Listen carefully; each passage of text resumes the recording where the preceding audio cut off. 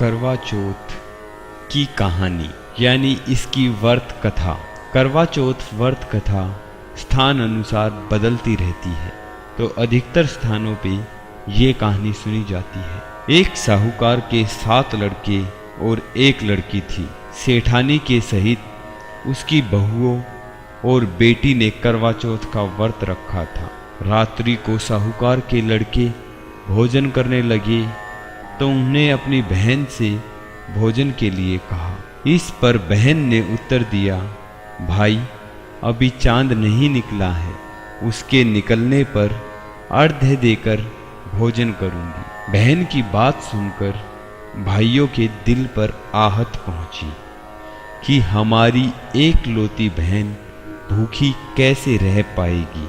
इसी कारण भाइयों ने एक काम किया कि नगर से बाहर जाकर अग्नि जला दी और छलनी ले जाकर उसमें से प्रकाश दिखाते हुए उन्होंने बहन से कहा, बहन चांद निकल आया है, अर्घ्य देकर भोजन कर लो।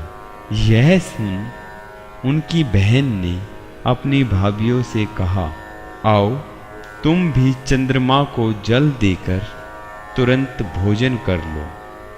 परंतु वे इस कांड को नहीं जानती थी।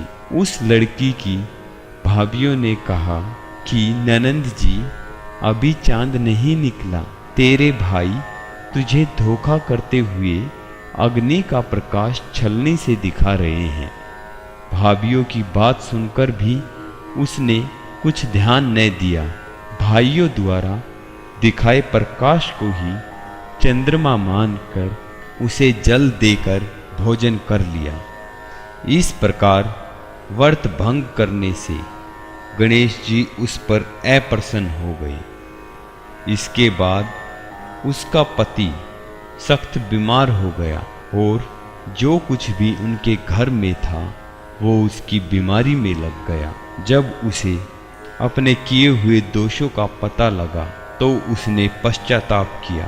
गणेश जी की प्रार्थना करते हुए विधि विधान से उन्हें चतुर्थी का व्रत करना आरंभ कर दिया। श्रद्धा अनुसार सबका आदर करते हुए सबसे आशीर्वाद ग्रहण करने में ही मन को लगा दिया। इस प्रकार उसके श्रद्धा भक्ति सहित कर्म को देखकर भगवान गणेश उस पर प्रसन्न हो गए और उसके पति को जीवन दान देकर उसे आरोग्य करने के पश्चात धन संपत्ति से युक्त कर दिया। इस प्रकार जो कोई छल कपट को त्याग कर श्रद्धा भक्ति से चतुर्थी का व्रत करेंगे, वे सब प्रकार से सुखी होते हुए कलेशों से मुक्त हो जाएंगे। उनके पतियों की दीर्घ आयु हो जाएगी और घर में सुख शांति और धन धान्य की बरसात हो जाएगी।